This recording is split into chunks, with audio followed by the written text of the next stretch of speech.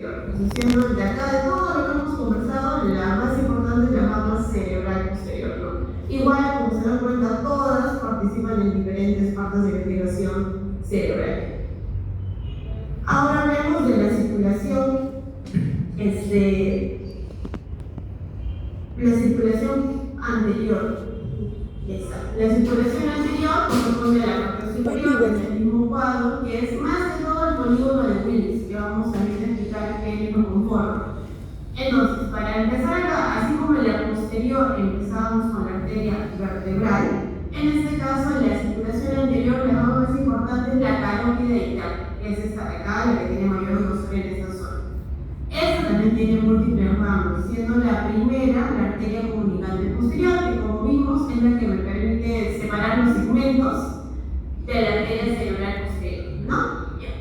De ahí continuamos, tenemos lo que es la arteria oftálmica, que es la más pequeña, que va como su nombre a la zona oftálmica, y de ahí sale la rama que es la arteria cerebral anterior. Esta también se divide en segmentos, dados también por la comunicante anterior, la A1 y la A2. La A1 va más que todo en la zona profunda de la corteza, que corresponde al tablado, y la zona A2 va a la zona medial del lóbulo frontal y parietal. Aparte de esta rama, otra rama importante que falta mencionar es la arteria cerebral media, que va de una manera más interna, y esa también tiene segmentos. Bueno, no se logra visualizar en el gráfico, pero también se divide en M1 y en M2. La M1 es la que liga de la zona profunda de la parte del encéfalo y los ganglios basales, y la M2 lo que es la zona lateral del encéfalo. Entonces, si se dan cuenta, todas estas mencionadas forman lo que es el polígono de Willis, tanto la comunicante anterior, las dos cerebrales anteriores, parte de la carótida interna de ambos lados, tanto derecha e izquierda, la comunicante posterior y la cerebral posterior, que pertenece a la circulación posterior, ¿no? Ahora, ¿por qué todo esto es importante de conversar y que lo tengan presente? Porque las ramas más importantes, las que deben tener más presentes, son las tres importantes: la cerebral anterior, medial y posterior, ya que cada una de estas irriga diferentes partes del cerebro. Empecemos con la anterior. La anterior es la que mide justo lo que es el lóbulo frontal, lo que es el cono frontal. ¿Y por qué es importante? Porque, como ustedes saben, el cerebro, según la zona según los lóbulos que tiene, mejor dicho, cumplen diferentes funciones cognitivas para nosotros, ¿no? La parte frontal es la que se encarga más que todo de todo lo que es motoricidad, todos los movimientos voluntarios que realizamos, lo que es el razonamiento. En cambio, si habláramos de lo que es el lóbulo occipital, que está irrigado por el cerebral posterior, es la que se encarga más que todo de la visión, ¿no? El lóbulo temporal es el que se encarga más que todo de la audición y la memoria, y el parietal, que no figura acá, es el que se encarga de los otros sentidos, como el tacto, el gusto y el olfato. Eso es en términos generales. ¿Y por qué digo que es importante? Porque justo el tema vamos a hablar de lo que es desorden cerebrovascular, que es una alteración en la parte de alguna arteria cerebral. Y según los síntomas de nuestros pacientes, podemos sospechar qué arteria es la que ha sido dañada. Si tenemos un paciente que obviamente no camina normal y de un día para otro tiene disminución de la movilidad de todo el lado derecho del cuerpo, podemos sospechar que es una alteración a nivel frontal. Entonces podría ser que es por una falla a nivel de la cerebral anterior, ¿no? Entonces es más que todo tenerlo claro para eso, ¿ya? Bueno, siguiendo con los temas, otro tema importante que tenemos que ver es el sistema piramidal. El sistema piramidal, como mencioné acá, es un conjunto de fibras que nacen en la corteza cerebral a nivel del bulbo y que forman las pirámides vulvares. ¿Por qué es tan importante? Porque es la principal vía motora voluntaria de conducción directa que tenemos. Este se constituye por dos tipos de fascículos, los del tracto córtico-espinal y los del tracto córtico-nuclear.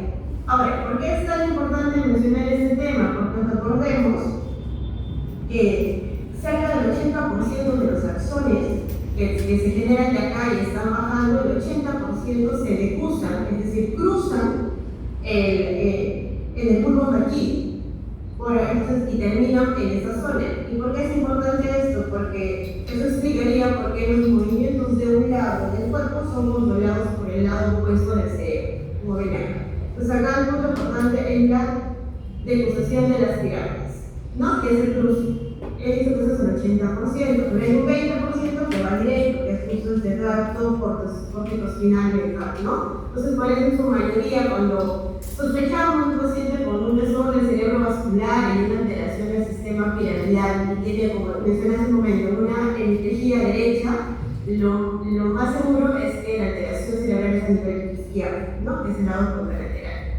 Y la parte de lo que es córtico nuclear, ¿por qué no se evidencia en el cuadro? Porque esta se tiene la causa interna, pero no llega a alcanzar lo que es la médula, ya que se proyecta más que todo sobre lo que son los nervios craniales, ¿no? Entonces, más que todo, acá es lo que es el tracto córtico espinal y la decusación a nivel de las pirámides.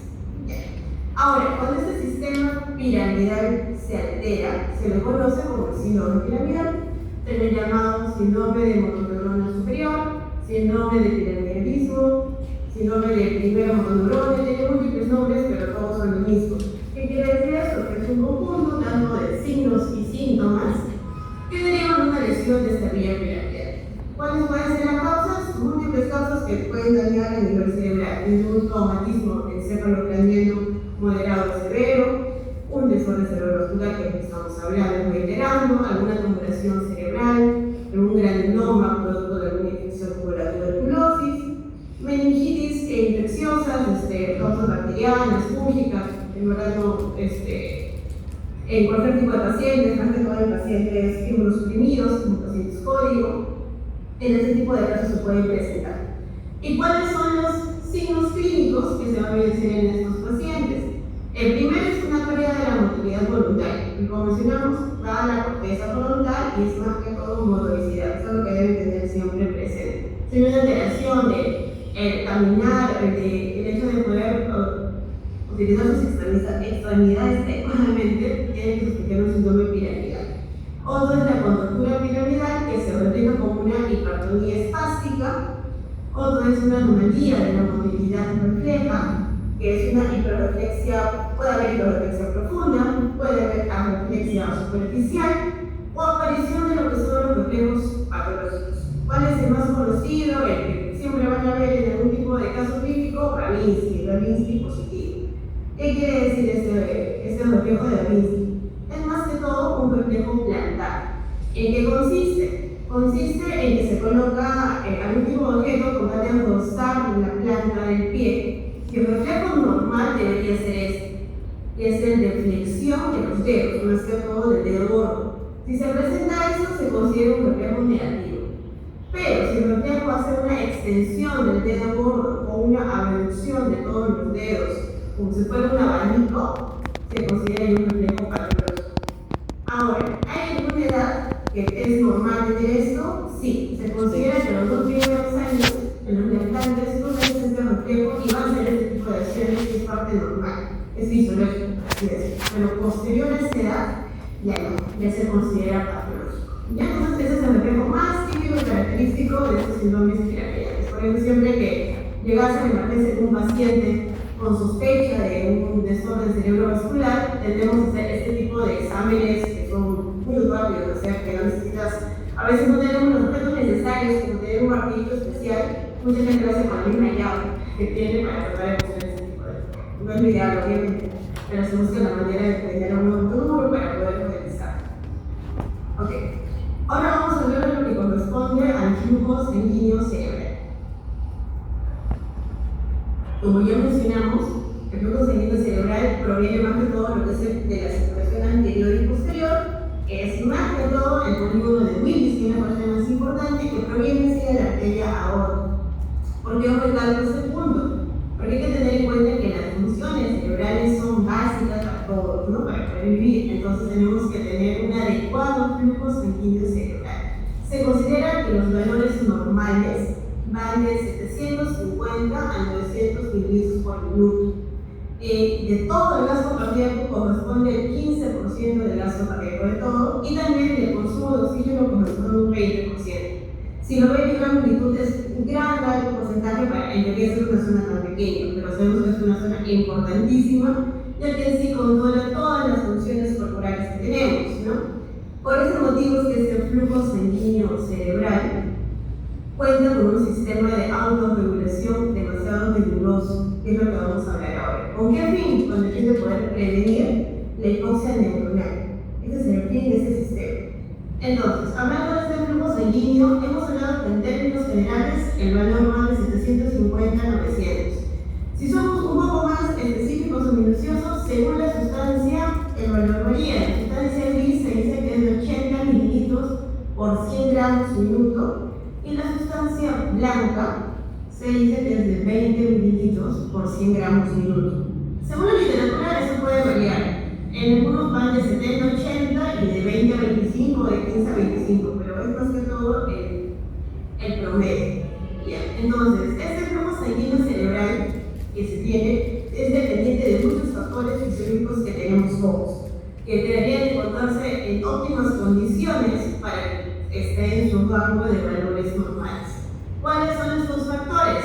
Tenemos la temperatura, tenemos la presión arterial, la presión de perfusión cerebral, que es algo que vamos a ahondar más ahorita, la presión parcial de oxígeno, la presión parcial de dióxido de carbono, los vasodilatadores, el más conocido que tenemos es el óxido nítrico, los vasoconstrictores como la adrenalina, y la misma actividad simpática y parasimpática del sistema nervioso central. Entonces, la idea es tener todo esto de una manera en valores normales, o sea, cuando no hay ningún tipo de patología de fondo, y el flujo sanguíneo se va a mantener en el rango que debe mantenerse. Entonces, ¿qué es la autorregulación del flujo sanguíneo cerebral? Como lo mencioné, es una manera de buscar la prevención de una hipoxia neuronal. Es un proceso de alta actividad vascular que permite más que todo tener un adecuado abastecimiento sanguíneo, a pesar de los distintos cambios que pueda tener la presión de perfusión cerebral. Entonces, ¿qué es? Es un mecanismo neuroprotector que todos tenemos para ayudar a mantener el adecuado flujo sanguíneo cerebral, como lo mencioné, ¿no? Entonces vamos a hablar de este punto. Vamos a hablar de uno de los puntos que mencioné de factores fisiológicos, que es más que todo para explicar todo este mecanismo. Tenemos acá lo que es la presión de perfusión cerebral, o llamada PPC. Esta presión de perfusión cerebral es la diferencia entre la presión arterial media, que es la PAM, en menos la presión intracraneal, que es el PIC. La presión arterial media acá se le cataloga que va a ir desde 60 a 150. Si se dan cuenta, es un rango bien amplio, y les voy a explicar por qué. Y la presión intracraneal va de 10. En verdad, creo que he encontrado en la arquitectura que casi todas coinciden en este valor. Ahora vamos a ver esto en un gráfico. Este es el gráfico de la autorregulación. Como ven, acá hay una curva donde mantiene una meseta en medio. Si se dan cuenta, los valores de la meseta coinciden con estos valores. Entonces, yo considero los valores normales de una presión de perfusión cerebral entre 50 y 140. Es la diferencia, 60 menos 10, 50, y 150 menos 10, 140. Eso también lo van a encontrar en diferentes literaturas desde 60, 150. Es una diferencia de más menos 10, la verdad, tampoco está. Pero bueno, esto de acá se consideraría la zona de autorregulación, es la zona donde debería quedarse el flujo sanguíneo cerebral para lograr controlar algún tipo de evento que podamos tener. Si supera esto o baja esto, quiere decir que ya se perdió esta autorregulación. Entonces, vamos en ejemplos. Primero, supongamos, antes de mencionar los ejemplos, hay que tener en cuenta que esto, al ser un rango, ¿por qué dije que era un amplio rango de 50 a 140? Esto permite a que sea muy resistente a cambios importantes de la presión. Si imaginan que fuera de 50 a 60, es muy lábil. Si este cambio fuera tan lábil, de manera más rápida, tendríamos diferentes complicaciones neurológicas, ¿no?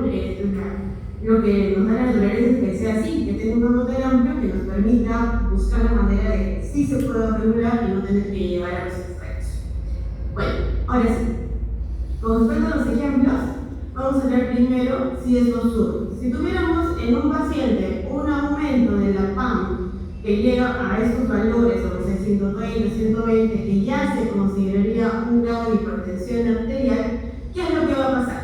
O sea, lo normal que va a pasar es que cuando aumente la presión arterial o aumente la PAM, se va a generar lo que es la vasoconstricción. Como sabemos, es reducción del calibre de las arterias arterias cerebrales en este caso, con la idea de compensar y disminuir el flujo sanguíneo. Entonces, al producirse la vasoconstricción, disminuye el flujo sanguíneo. Esto de acá es la autorregulación. Buscan bajar esto para que se mantenga en este rango y no se pierda esto.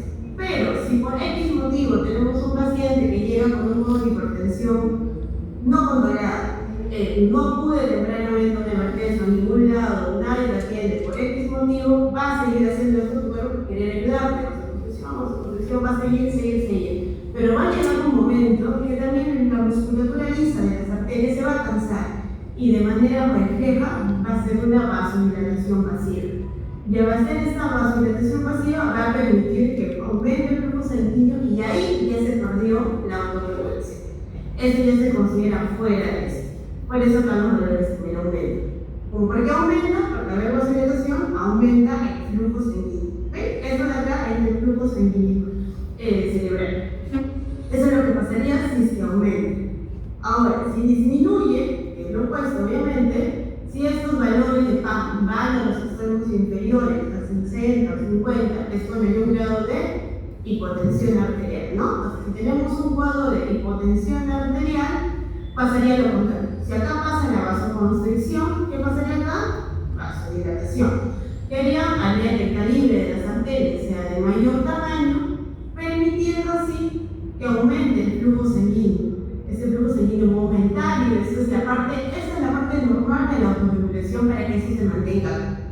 Pero igualito que esto, las arterias se van a cansar. Imagínense ustedes estar con los brazos abiertos por largo tiempo, todo se cansa. Igual la musculatura en algún momento se va a cansar y de lo que estaba superdilatado se va a ir una vasoconstricción refleja que es el otro extremo, ¿no? Va a bajar la constricción y con esto disminuye el flujo sanguíneo cerebral, que también ya es esto parte de una pérdida de esta autorregulación.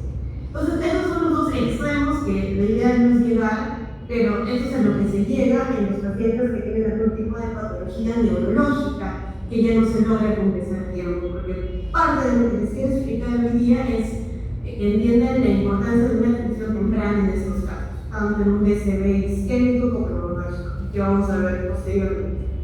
Bueno, entonces, este mecanismo se regula por múltiples factores como factores metabólicos, biogénicos y endocriniales.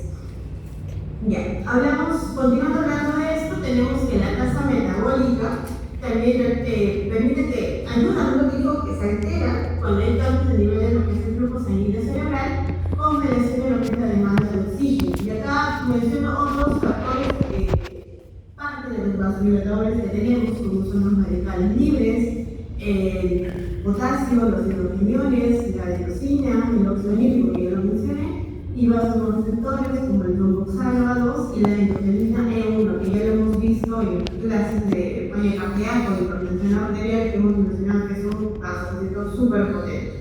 Entonces, ¿en qué caso tenemos una pérdida de esta autorregulación?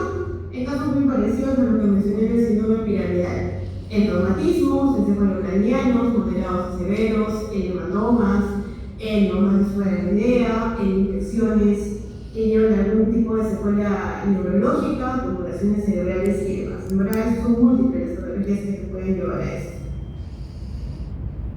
Ya, y ese código es casi lo mismo, pero a ver, es casi todo para reforzar y que me entiendan el punto, ¿no? Entonces, como dije, si tuviéramos en un caso un paciente que tiene una presión arterial media baja, ¿qué es lo primero que va a pasar? Que la presión de perfusión cerebral también va a disminuir. Recuerden que esto es la diferencia de esto menos esto. Entonces, si los valores de esos son menores, eso ya va a ser menor. ¿Esto qué conlleva? Que se dé una mayor vasodilatación. ¿Qué hace una vasodilatación? Vasodilatación aumenta el flujo sanguíneo, aumenta el volumen sanguíneo cerebral. Y si esto aumenta, ¿qué va a pasar también? Va a aumentar la presión intracerebral. Y si aumenta la presión intracerebral, la diferencia va a seguir siendo menor. Es un círculo ya vicioso, de manera de querer autorregular todo. Y eso también se traduce en este gráfico, que es el mismo que el anterior. De acá a acá es lo que queremos lograr, esta es la autorregulación. Como dije, va a llegar a vasodilatar tanto, que ya llegue un tope que va a colapsar y va a ser una vasoconstricción. Y es el tope, ya cuando ya supera y ya se pierde esta autorregulación. Y acá pasa lo contrario, ¿no? Paciente con una presión, una PAM alta, mantiene una presión de perfusión cerebral también alta, que conlleva una vasoconstricción. Esa vasoconstricción lleva una disminución del volumen sanguíneo cerebral o del flujo sanguíneo, disminuye la presión intracerebral, y como dije, la diferencia de estas me va a seguir dando valores altos de una presión de perfusión cerebral y sigue siendo un círculo vicioso. Y pasa lo mismo, de acá ya se a vasoconstricción llega a su tope de constricción máxima y ya se cansa y va a volver un valor más alto de vasodilatación y ya no va a poder regular esa vasoconstricción, ¿no? Entonces, esta es la parte más importante, creo yo, de la parte fisiológica de lo que requiere el flujo sanguíneo cerebral que deben tener los diabéticos. Ahora, continuando con el tema, ahora sí vamos a hablar de la patología en sí, que es el desorden cerebrovascular. Como saben, el desorden cerebrovascular es un síndrome clínico que se caracteriza más que todo por el rápido desarrollo de signos neurológicos locales sin tener otra causa aparente que el origen vascular. ¿Qué quiere decir? Puede llegar un paciente a emergencia con un desorden sensorio y no siempre es traducción de que sea un DCB, ¿no? No solo en estos casos se va a presentar, no solo que las infecciones no controladas que llegan a sepsis o shock séptico también presentan esto, las diabetes descompensadas, las hipertensiones disfuncionales. Múltiples patologías se pueden llevar a tener desorden sensorio. Por eso ahí te sirve saber la clínica típica de los antecedentes de tu paciente, los signos que vas a encontrar en su examen físico para orientarte en qué vas a pensar, si va por algo metabólico, por algo infeccioso o algo netamente vascular. Entonces, hablando del desorden cerebrovascular, al igual que la hipertensión o múltiples patologías cardíacas que ya hemos tocado anteriormente, tienen factores de riesgos, tanto no modificables como modificables. Dentro de los no modificables, creo que son los mismos siempre. La edad, que siempre son mayores de 50, de 60 años, la base de que son los afrodescendientes, el género masculino, y lo que prefiere genética y herencia es más que todos los antecedentes familiares, ¿no? Que algún familiar previo ha tenido un DCB, puede condicionarte lastimosamente a ti también tener un episodio en el futuro. Y algo que también incluyo acá son los que son los DCBs previos y los TIA. ¿Qué quiere decir con eso? Si un paciente por X motivo ya desarrolló un desorden cerebrovascular previamente, es muy propenso a que vuelva a tener un segundo episodio. Por eso es muy importante que haya una adecuada cambio de estilo de vida, adecuada dieta, adecuado, que no haya sedentarismo, que haya movilidad, ejercicio, además, evitar los hábitos nocivos, el alcohol, el tabaco y demás. Y el día, que vamos a hablar después, también el accidente isquémico transitorio, también es una forma, creo yo, es una manera de tu cuerpo de advertirte de que debes cambiar ese estilo de vida que mencioné. Y el día, lo positivo que tiene, entre comillas, es que no te deja ningún tipo de secuela después. Pero si ya te pasa, ya obviamente tienes que estar alerta, ¿no? Tienes que tratar de evitar de hacer lo malo que estabas haciendo y que está empeorando tu cuerpo. Bueno, y los modificables son las patologías ya conocidas. Hipertensión arterial, que es la más asociada, dice que aumenta 4 veces el riesgo de poder hacer un desorden cerebrovascular. La diabetes mellitus tipo 2, dislipidemias, obesidad, el mismo estrés psicosocial, inactividad física, acá falta agregar los hábitos nocivos como el alcohol, el tabaco. ¿Por qué incluyo acá hipertensión y diabetes y dislipidemias, que son patologías?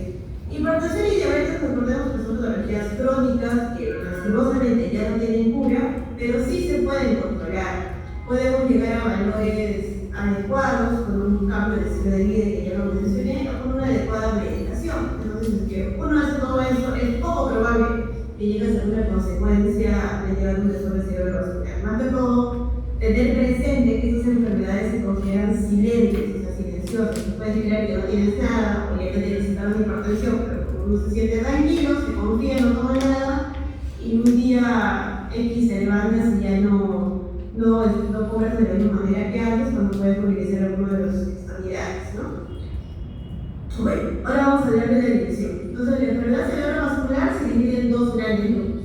Tenemos lo que es el DCB isquémico, que es el más frecuente, que representa el 80% de los casos, y el DCB hemológico, que por suerte representa el menor porcentaje. Lastimosamente, este grupo es el que tiene una mayor mortalidad. Dentro del isquémico también tenemos dos grupos. El grupo que vamos a hablar más fondo ahorita, que es el infarto cerebral, que representa del 80% al 90% de los casos. Y el segundo grupo, que es el que ya mencioné, los factores de riesgo, que es el TIA o el accidente cerebrovascular, accidente isquémico transitorio, que representa solamente el 10% de los casos. ¿Por qué quería mencionar esta parte? Porque este accidente isquémico transitorio, como su nombre lo dice, es transitorio, no deja un daño neuronal permanente y se caracteriza más que todo porque el cuadro clínico no dura ni siquiera 60 minutos, dura menos de una hora. Es una recuperación espontánea, no requiere ningún tipo de medicación para que mejore el sensorio. Y si le haces una tomografía o una resonancia cerebral, estas se mantienen normales, no tienes ningún tipo de alteración. Entonces, este cuadro, como te dije, es más que todo como un aviso de que debes cuidarte para ir, porque si no te va a dar de verdad un infarto cerebral, de verdad, que te puede dejar algún tipo de secuela. Y bueno, y lo otro importante que ya lo dije también es que aumenta el riesgo de hacer un infarto cerebral. Y dentro de lo que son los hemorrágicos también tenemos dos, lo que son hemorragia intracerebral y lo que tenemos hemorragia subaracnoidea. Entonces, estas dos, más que todo, se diferencian en qué. Como su nombre lo dice, hemorrágica es cuando hay una salida de sangre, que vamos a explicar con una ruptura de una arteria, y es donde se deposita. La intracerebral se deposita intracerebral y la hemorragia subaracnoidea en la zona subaracnoidea. Más que todo la diferencia en la zona donde se deposita. Bueno, ahora vamos a hablar de lo que corresponde al DCB isquémico. El DCB isquémico, como mencionamos, lo que lo va a iniciar o que va a precisar el inicio de toda esta cadena puede ser un cuadro de trombosis, de embolismo y más que todo de hipoperfusión focal, que va a conllevar a qué? A que hay una reducción o una interrupción del flujo sanguíneo cerebral y va a llevar a lo que conocemos como periodos de isquemia a nivel neuronal, que es el DCB isquémico, ¿no? Al haber esos periodos de isquemia, va a haber una adecuada entrega tanto del oxígeno, de la glucosa y los nutrientes necesarios para un metabolismo neuronal. Y como sabemos que si esto no se trata a tiempo o adecuadamente, va a llevar a tener consecuencias neurológicas como secuelas que ya se traducen en daños permanentes cerebrales, ¿no? Ahora, ¿cómo diferenciar sus síntomas? No hay una forma, porque depende de qué zona afecte. Por eso se dice que puede ser focal o global y depende exactamente qué zona del cerebro lo vaya a afectar, ¿no? Listo. Bien.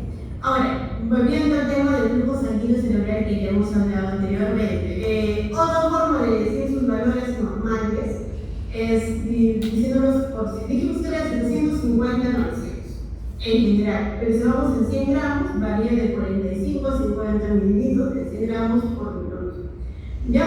¿Por qué menciono esto? Porque valores menores a 30 por mililitro por 100 gramos por minuto es cuando ya se presenta la sintomatología. Recuerden que al haber un periodo de isquemia va a haber una reducción o interrupción del flujo cerebral. Entonces, mientras más tiempo se mantenga, menor va a ser el valor. Y mientras menor es el valor, más consecuencias tiene el persona. Entonces, si se va menos de 30 mililitros, es cuando ya se empiezan a dar los primeros síntomas neurológicos, que pueden ir desde cefalea, alteración de la visión, disarte, que no pueden circular adecuadamente las palabras y demás. Cuando ya está menos de 20 mililitros por 100 gramos por minuto, es cuando se da una supresión de las actividades electroencefalográficas. ¿Qué quiere decir? Que se encuentra una actividad ya isoeléctrica o los potenciales vocales se encuentran anormales.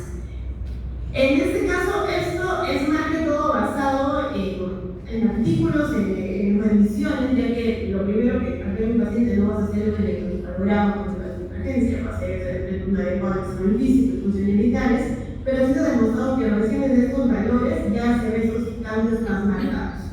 Ya cuando va menos de 11 hay una evolución de todos esos potenciales evocados y menos de 10 ya son valores demasiado mínimos y hay una despolitización de la membrana. Eso ya va a llevar a consecuencias que vamos a hablar ahora. Y como mencioné anteriormente, mucho importa la duración y la localización de este isquémico para poder tener las manifestaciones clínicas del paciente y las consecuencias a futuro. Entonces, acá tenemos un cuadro de un cerebro, más que todo para que diferencien las zonas. Vamos a ver una primera zona, que es la zona del core isquémico o el área del infarto. Esta es la zona que lastimosamente ya es la más próxima donde se produce la obstrucción de la arteria, es la zona donde ya las células mueren en los minutos normales que pasa el evento, y lastimosamente esta es la zona donde ya hay un retroceso, que las manifestaciones se van a presentar. Por suerte, normalmente esa zona es pequeña y debe desactuar de inmediato. De ahí tenemos una segunda zona, que es la zona más lejana, que es la zona de oligoemia benigna, como lo mencioné, la zona más lejana, más distal del centro de isquemia, y es la zona que casi siempre se recupera espontáneamente si se logra establecer el flujo sanguíneo cerebral. Entonces, esa es la zona que esperamos no llegar a tocar y que no se logra afectar. Y la zona que más nos importa, por así decirlo, la que queremos tratar de salvar, es la zona de penumbra o de penumbra isquémica, que es la zona intermedia. Esta es la zona que circula alrededor de lo que es el territorio tisular que rodea el infarto, que es la zona donde tenemos que actuar a través del tratamiento terapéutico que le vamos a dar a nuestro paciente para evitar que también se contagie. ¿Ya?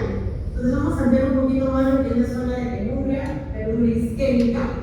En esta, más que todo se produce cuando ya hay una disminución del flujo sanguíneo, cuando ya llega hasta valores menos de 20 milímetros por ciento por minuto. El tejido de la penumbra presenta siempre cierta viabilidad, pese a que se deteriora el tejido, pero igual mantiene una actividad metabólica mínima, que preserva la integridad estructural de las células durante algún tiempo. Entonces, acá cuál es el factor importante, que el hecho de que se pierda el ATP, que es la disminución de la concentración de ATP, menos de un 50% de lo que se tenga, va a desencadenar la muerte celular por apoptosis. Eso lo vamos a emplear después, no se preocupen. Entonces sabemos que esa penumbra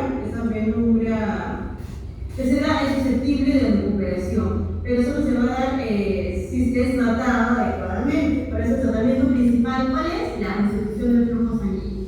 De esta manera vamos a evitar que se haya apoptosis, que se haya algún tipo de necrosis o apoptosis en esa zona, la activación de lo que es la glía, microglía, lo que son los asocitos, que también tienen algún tipo de inflamación. Y debe estar todo el tiempo para evitar que gane estos términos. Ya. Y ahora vamos a hablar de la parte fisiopatológica de lo que es el DCP isquémico, que es la cascada isquémica. La cascada isquémica se compone de 5 cosas: de lo que es la hipoxia cerebral, de la exitoxicidad, de la inflamación, del edema y de la apoptosis. Esos 5 de acá son los pasos para lo que es la cascada isquémica, pero hay que tener presentes que no es que uno se da continuación de otro y después otro y después otro, no. Se pueden dar a la par, por eso el cuadro nos presenta así. A la par se da la hipoxia, se puede dar esta y llegar a la apoptosis desde este punto de frente acá. Van a ver que hablo de cada una, menciono términos que están muy relacionados uno con el otro, porque parte de lo que activa la hipoxia cerebral no puede generar una apoptosis inmediata, como puede ir por otros mecanismos y llegar a la apoptosis. Entonces hay que tener en cuenta eso, que todos pueden darse cuenta. Entonces empecemos con la hipoxia cerebral. La hipoxia cerebral, como sabemos, ocurre al inicio. Como se ocluye una arteria o una vena cerebral, ¿qué va a pasar? Primero se va a reducir el suministro de oxígeno que llega al cerebro. Pero pese a que no llega el oxígeno al cerebro, el cerebro necesita ATP, necesita energía para seguir trabajando. Entonces va a seguir consumiendo el ATP que le queda, pese a que no se esté generando tanto. Entonces, al consumir, va a llegar a una concentración mínima de ATP. Esto es lo que va a desencadenar gran parte de toda la fisiopatología de lo que es un DCP. ¿Por qué? Porque de manera alterna tu cuerpo va a querer producir energía. Entonces, como ya no la puede producir de la manera regular, va a haber lo que es la glucólisis anaeróbica. La glucólisis anaeróbica va a generar un poco de ATP, sí, pero a la vez también va a hacer que aumente la concentración del ácido láctico y de esta manera va a bajar el pH. Y esto va a activar parte de la cadena, la cascada isquémica que estamos hablando. Por otro lado, aparte de activar esta vía de glucólisis anaerobia, también va a inhabilitar lo que es el mecanismo de transporte activo, que es la conocidísima bomba sodio-potasio, haciendo que entre más sodio y salga más potasio. Al entrar más sodio intracelular, al aumentar este valor de sodio y de agua intracelular, ¿qué va a producir? Alteración en la membrana verbosa, produciendo la despolarización de la membrana y el edema citotóxico. Como ven, de acá se puede ver el edema, que son todos los puntos de la cascada, pero ahorita van a ver que esa despolarización que se genera a partir de la baja de ATP me va a generar lo que es la excitoxicidad, que es lo siguiente.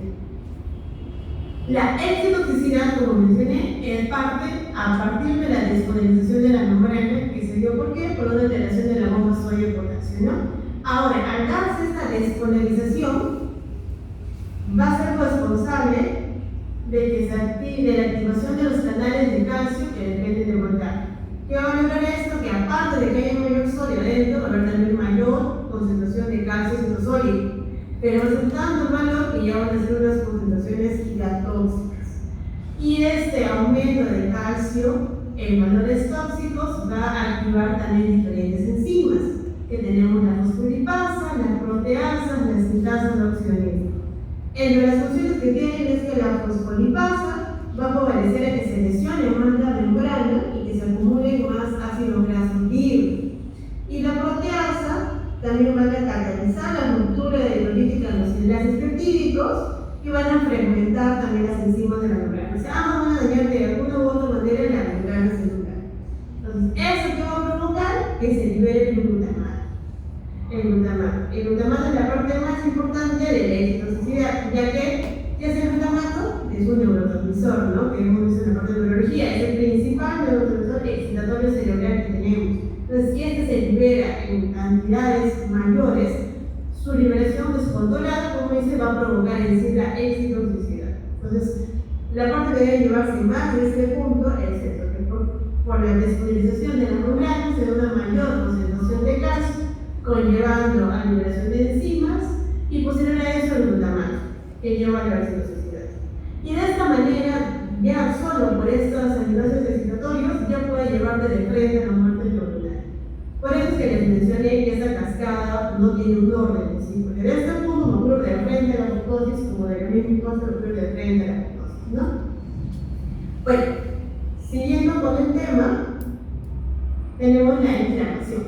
La inflamación es el tercer punto, que esta ya se da más que todo por la activación de las células neuronales que tenemos que están trabajando ahí, como son los asocitos o la microglía. Recuerden que la microglía es el macrófago celular, ¿no? Se encarga un poquito de fagocitar lo que es el detrito celular y tratar de promover o la reparación de esas zonas que se están afectadas. Entonces, estos dos, tanto como las células endoteliales, son los ejecutores de la respuesta inflamatoria inicial posterior a la muerte neuronal que se provoca, que es por la excitoxicidad. Entonces, esto va a permitir que se liberen más citoquinas. Acá tenemos las citoquinas más representativas, por así decirlo. Tenemos las citoquinas por ahí, chicos,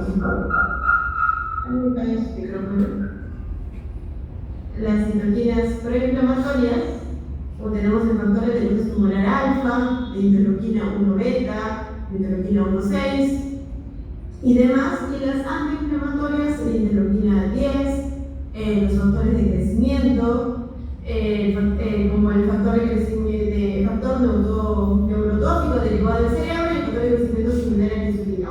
Esos son parte de las citoquinas que se liberan. ¿Y esas citoquinas qué van a hacer?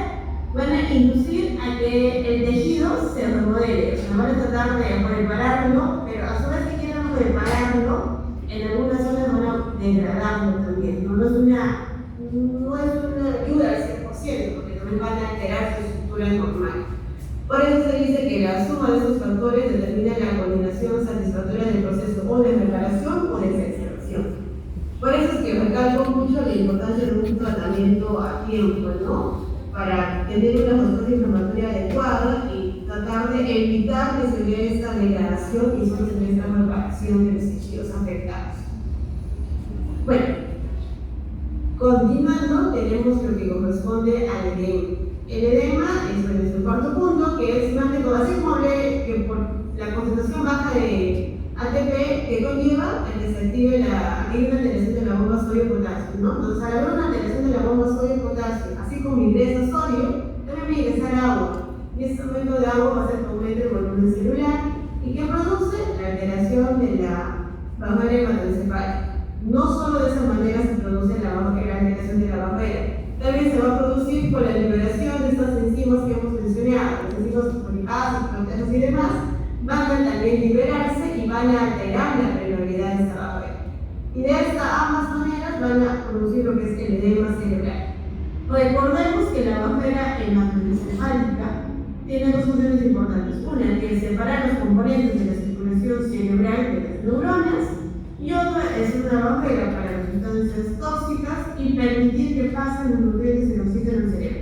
Si esta barrera se altera, obviamente no se va a dar una adecuada barrera de sustancias tóxicas, no va a empeorar esto y va a permitir, y no va a permitir, mejor dicho, que pase como debe ser los nutrientes y el oxígeno. Entonces va a ser un círculo vicioso, ¿no? Porque en teoría quisiéramos ayudarlo, pero estamos generando más daño a nivel cerebral. Entonces el edema parte de esos dos puntos. Parte de la misma hipoxia cerebral que va alterando todo, disminuye el ATP, altera la bomba sodio-potasio y de esta manera altera, y otra también es por la liberación de las enzimas proteolíticas y las citoquinas. Entonces, este edema puede ser tanto vasogénico como puede ser también citotóxico, ya que ambos van a tener igual consecuencias en la célula, llevándolos a la muerte celular o a nivel de una necrosis o apoptosis. Y por último, en los 5 puntos de la cascada inflamatoria tenemos la muerte celular, que como hemos visto no necesariamente va a ir infinita, puede ser que previa de la hipoxia cerebral, ¿no? La muerte celular se puede dar de dos mecanismos, la necrosis y apoptosis, y la que se considera la mitocondria se considera como el organelo que define qué tipo de muerte va a desarrollar este paciente. Entonces tenemos necrosis, es el fenómeno más que todo pasivo que tiene el paciente, y la necrosis se asocia más que todo a la muerte en la zona del infarto, que es el core isquémico, y se debe más que todo a dos tipos de factores: al déficit energético que se produce en hipoxia, que ya lo hemos hablado, y la activación de las enzimas líticas que se dan en la exitoxicidad. Es decir, por estos ambos tipos de mecanismos se puede dar la muerte celular como necrosis. Y como mencioné, esto se da más que todo en la zona de infarto, en la zona de core, que es la zona más cercana donde está la oclusión de las arterias cerebrales. Y la segunda es la apoptosis. La apoptosis es un proceso activo que depende más que todo de las señales intracelulares iniciadas por una expresión genética, más que todo que son activados por la expresión del isquemia. Esto se asocia más a la expresión de la zona de penumbra, que es lo que queremos evitar, ¿no? Entonces, la necrosis es casi factible que se va a dar, pero la apoptosis es algo que podemos evitar según el tratamiento que le vayamos a dar a nuestro paciente. Bueno, eso es con lo que se refiere a la cascada isquémica, ¿ya? Ahora vamos a hablar de lo que es el DCB hemorrágico, que es el otro tipo. En este caso no parte de un embolismo ni demás, parte más que todo de una patología o un evento no controlado, donde lleva a una alteración de lo que son las estructuras de las arterias cerebrales. ¿Qué quiere decir con una alteración de la estructura? Puede haber una degradación de la capa media, puede haber un movimiento de lo que es la lámina elástica, pero de alguna u otra manera producen una fragmentación de lo que es el músculo liso de las arterias cerebrales y producen una rotura de esta arteria, ¿no? Entonces, ¿qué se debe al DCB hemorrágico? Es la rotura de alguna arteria cerebral por algún motivo de algún traumatismo, una hipertensión no controlada, el uso de anticoagulantes y demás. Y esto está asociado casi en un 90% a que aumenta la morbilidad o mortalidad. Se dice que pese a que pueda sobrevivir al evento, supongamos el día que pasa, es muy probable que fallezcas en los próximos 30 días de lo que pasa. Entonces, en este caso, por frecuencia, las zonas que más presentan este DCB hemorrágico son los ganglios basales, seguidos por los glóbulos cerebrales, el tálamo protuberancia del tronco cefálico y el de cerebelo. Si se dan cuenta, los valores de los demás son casi muy parecidos, más que todo el que predomina son los valores basales. Siguiendo. En este caso no se divide en una cascada isquémica, pero van a darse cuenta que hay factores de la cascada isquémica que también se van a repetir acá. Acá lo podemos dividir más bien en lo que es lesión primaria y lesión secundaria. ¿Qué quiero decir con eso? Cuando pasa el evento, cuando se da la rotura de este vaso sanguíneo, ¿qué va a generar? Que se libere sangre, ¿no? Que se libere sangre a nivel cerebral, que es esto de acá. Es una tomografía con potasio donde se ve. Esta liberación va a producir que tenga un efecto de masa. ¿Qué quiere decir? Va a comprimir todo lo que lo rodea y va a producir una alteración por eso. Acá ya se observa que hay una desviación de la línea media y va a producir también daños en nivel que es el tronco cefálico. Entonces ahí se producen los síntomas, por eso. Entonces esta es la alteración, esa es la lesión primaria, que es por la propia hemorragia. Entonces, como menciono, acá hay dos cosas que debemos ver, tanto el efecto de masa del hematoma inicial, la expansión del hematoma que va a ir creciendo hasta tratarlo, y del encefálico por la liberación del núcleo cefalópodo. Y entonces tenemos después lo que es el volumen, eso es lo que les mencioné en la anterior diapositiva. El volumen de la hemorragia cerebral es un predictor más fuerte de mortalidad, porque se dice que si supera los 60 centímetros cúbicos, es muy probable que sea una mortalidad de más de un 91% de los casos en los próximos 30 años. Es lo que les decía, en eso entonces es muy difícil lograr revertirlo, porque este hemorrágico tiene, lo ideal es tratarlo en la hora más. Y tú, siempre que llega un paciente y sospecha de esto, es una tomografía, ves ese tipo de lesión, ¿a qué hora pasó el evento? Si ya tiene más de 5 o 6 horas, ya no hay mucho por eso, tiene que ser las primeras horas. La lesión secundaria, que es la siguiente parte, ya no depende mucho de toda la sangre que se está liberando, sino más que todo las consecuencias que trae esta sangre que se libere. ¿A qué me refiero con esto? Que activan diferentes vías dañinas por presencia de esto.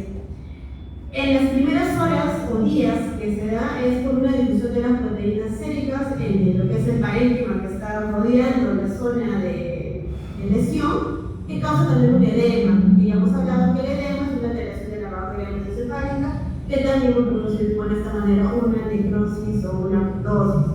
Durante el séptimo o 14 días también se da edema perihematomal que sigue expandiendo, y de esta manera hay que tener presente algo. Cuando se libera la sangre, liberan factores propios del glóbulo rojo. Entre ellos están la trombina y también se da el hierro. Y estos tipos de sustancias liberadas por sueltas que no están en los vasos sanguíneos no son buenos, son perjudiciales más bien para el paciente. Entonces, acá hablamos de eso. Tenemos acá la trombina, que van a notar que siempre se menciona en estos casos. La trombina recuerden que es una enzima que participa en la cascada de la coagulación, ya que permite convertir el fibrinógeno en fibrina. ¿Y para qué me sirve convertir en fibrina? Porque es importante para que se forme el coágulo. Entonces, de alguna u otra manera, que esté liberada me va a querer ayudar a prevenir que se siga expandiendo esta hematoma, esta lesión, pero también va a activar la célula del sistema nervioso central. ¿Qué células? Que ya hemos hablado antes, el asocito, las microglías. ¿Y qué hacía esto? Liberaba enzimas. La cascada inflamatoria igual se va a liberar y también se va a presentar en ese tipo de pacientes. Entonces va a liberar más factores proinflamatorios, va a generar más edema y va a producir lo mismo, necrosis o apoptosis, muerte celular. Entonces acá, en este caso, se menciona mucho que lo que libera, lo ayuda a producir son los NMT, que son las metaloproteinasas de la matriz. Y estas, lastimosamente, lo que hacen es facilitar una ruptura de esta barrera hematoencefálica que ya vimos que es muy importante. Y también es una regulación positiva de lo que son las moléculas de lesión celular en la región perihematomal. Entonces, también de alguna u otra manera logran el objetivo final de estas patologías, ¿no? Que al final se produce muerte celular. Entonces, incluso en el edema perihematomal, el depósito de hierro también es malo, genera toxicidad y genera que se presente la cascada inflamatoria y los peores supuestos, ¿no? La lesión celular y la. Bueno, eso con respecto a lo que es el DSM isquémico y el DSM hemorrágico que ya hemos hablado. Acá en este gráfico es más que todo un resumen que que tenemos lo que es el isquémico, el isquémico.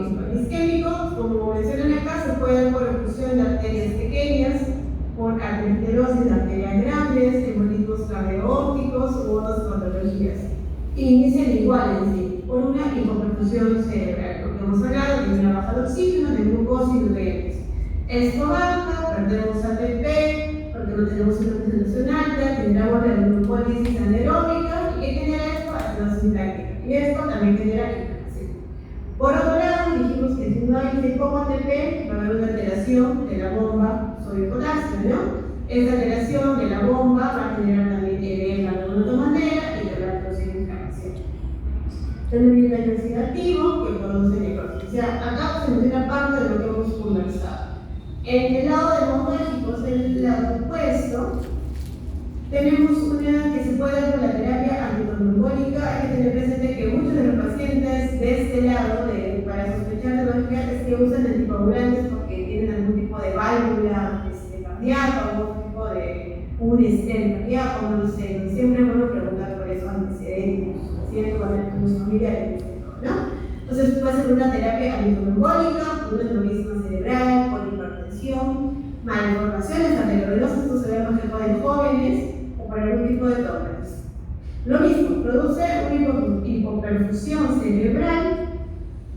Esta también, lo mismo que mencioné acá, hay una disminución del oxígeno y glucosa que llega a disminuir el ATP, genera la glucólisis anaerobia, altera la bomba sodio-potasio, aumenta el sodio intracelular, después aumenta el calcio a niveles tóxicos, genera glutamato y que genera la excitoxicidad necesaria, ¿no? Viene a ser rutina casi parte de la cascada. Y eso lleva a la necrosis y demás. Igual, la ruptura de los glóbulos rojos genera también el daño oxidativo, propone que la liberación de trombina, de hierro también genera un daño en el paciente. Por otro lado, también las acidosis lácticas y el mismo edema, que es por una alteración de la barrera hematoencefálica, también daña. Entonces, ambos inician diferente, es cierto, pero al final conllevan a lo mismo, ¿no? A generar un daño neuronal, una muerte neuronal y consecuencias a futuros en su paciente. Bueno, eso es con respecto a la fisiopatología, chicos, espero que vayan entendiendo esa parte que es la más importante. Y ahora vamos a hablar de lo último que ya para cerrar, que es el cuadro clínico. ¿Ya? Hay que tener en cuenta que en ambos casos, como ya lo dije anteriormente, depende mucho de qué zonas es la que se altera, ¿no? Dependiendo de qué zona pasa, qué arteria se rompe, cerebral anterior, posterior, media, no lo sé. Entonces hay que tener en cuenta, primero, que los síntomas dependen de la zona comprometida, ¿no? Los síntomas, y el síntoma más frecuente, sea cual sea, de todo, sea la zona que sea, es el trastorno del sensor. No tú ves un paciente que llega con trastorno de como dije, primero te va a preguntar, ¿algo pasó desde cuándo está así? Antecedentes de importancia, desde hipertensión, diabetes, todo lo que hemos mencionado, si es algún tipo de pastillas, tratamiento para algo, y signos neurológicos.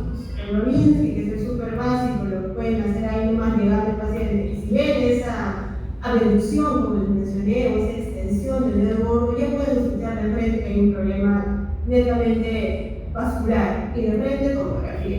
Inmediatamente hacer una tomografía. Ahora voy a mencionarles algunos signos que pueden ser más típicos de un DCB isquémico. En el DCB isquémico, como le dije, más que todos los antecedentes son por cardiopatías, por fibrilaciones auriculares, por TIAs, que son los accidentes transitorios isquémicos y valvulopatías. Y en este caso, ya por la literatura lo menciona que el inicio es más insidioso y el curso es más progresivo. ¿Qué me refiero con esto? Que normalmente esos pacientes que vienen con DCB isquémico no es algo súbito, es como que con los días de lo que tú lo ves normal a la persona, empiezan, como les mencioné, a conversar, a no entender que cuando te habla incoherencias o no gesticula adecuadamente, no le entiendes las palabras, entonces empiezas a tener sospechas por ahí, después se palea y demás, y después te encuentras ya en su hablado, ¿no? Entonces algo que se va dando con el tiempo. En ese caso. Y el curso es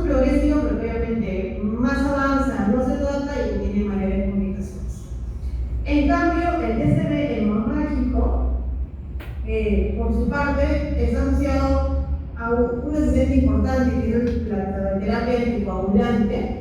Bueno, la hipertensión también, y eso sí es un curso más brusco. ¿Por qué? Porque ocurre que es la ruptura de una arteria, ¿no? El cuerpo no espera, mejor dicho, a que la ruptura de la arteria conlleva que se acumule de frente la sangre. Entonces, ese acúmulo va a ser una compresión cerebral casi inmediata. Entonces, no hay mucho tiempo para pensar ahí. Si pasa un abruptamente que se desmaya, siempre es recomendable que para emergencias si tenemos un adulto en casa que tiene algún tipo de enfermedad de fondo, ¿no? Y el curso igual es progresivo. Otros un síntoma que está en ambos lados, ¿es cierto? Es la cefalea súper intensa al instante antes de perder el conocimiento, ¿no? Si ya cuando una cefalea súper intensa y después ya no te responde, no hay un motivo, se debe ir a una emergencia para verificar si esperemos no son un DCB o ¿no? Síntomas asociados, los mismos, puede haber vómitos, definitivamente son como síntomas que nos pueden hacer sospechar hipertensión endocrinal, pero más que todo por este efecto de masa en el diente, ¿no? Puede vomitar, tener rigidez de nuca, pero todo esto es más súbito. Igual, porque en qué casos también se ve hemorrágico en un traumatismo, ¿no? No vas a ver un DCB en un traumatismo muy difícil en el hemorrágico, sí, porque como florero hizo un traumatismo puede llevar una caída, un golpe, puede llevar una rotura de cualquier arteria, no solo el nivel cerebral, ¿no? De cualquier parte del cuerpo. Entonces, en esos pacientes que llegan con algún TEC, un traumatismo generalizado, precaído, siempre les hace justo una tomografía total, ¿no? Tanto del cerebro, del tórax, del abdomen, porque puede haber pérdida de sangre por cualquier lado, ¿no? Y bueno, chicos, eso no es todo el tema, espero hayan entendido el punto de la importancia de ambos casos, ¿no? Lograr diferenciarlos un poco y bueno, ver que al final en ambos lados sí sus mecanismos fisiopatológicos al final coinciden en ambos lados, ¿no? No son tan patológicos uno del otro. Al final todo